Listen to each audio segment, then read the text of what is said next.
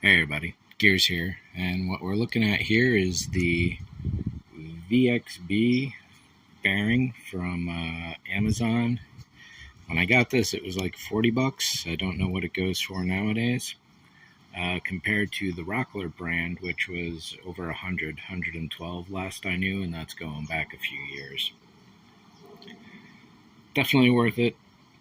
I swapped out Delrin bearings for the steel one, so it moves a little quieter.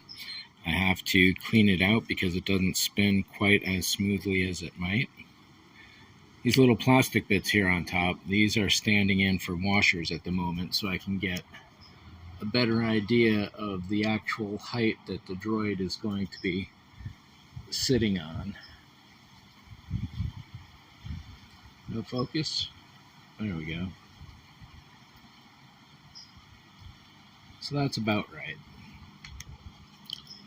And I just have 3 in there out of 6 possible for the moment, just for demonstration purposes. One of the things I talked about in a previous video was that I'm worried about a little bit of slope on this edge here. And what can happen is if it bends inwards anywhere at all along that length, it's going to be difficult, possibly impossible, to pull it out of the mold. Depends on how bad it is. You can see here there's a little few dents that need to be filled in, and what I'm thinking of doing is just skimming a slight angle a few degrees out all the way around to help it pull. I've already done that on the inside rim here, where I've started filling in just a little bit of an angle, so that way it's not a straight pull for the rubber, and I'm presuming I'm going to be doing this in rubber and not a straight up hard jacket with fiberglass. So let's put the dome on. Actually, let's put this on there and that on this, which means I'll be moving those nacelles back in a minute. And there we go. So currently, as set, looking from about dead level, the dome is just underneath.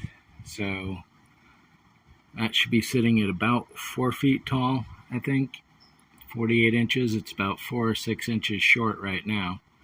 So when people come along and get real close, they'll be able to see down in here, but yeah, I suppose they can kind of see the bottom as well. Oh well, the illusion will break, but it has to at some point. However, I don't mind the way this looks in there right now, whether the video can capture the light levels or not.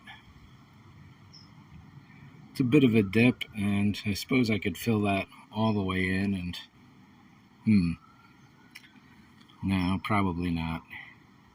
If I filled that, there's a ramp in there to allow for water to drain out, but if I built it further out, I may do a design reconsideration on that. It'll be a lot of work though, so maybe not, and a lot of material, more importantly. That's money. Now, let's take a look in here.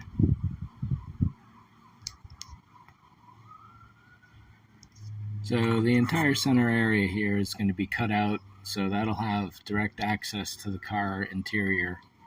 And how I'm going to put the dome on, secure it in place, because the hatch will have to be open, but it'll be at an angle, so the dome, we'll see.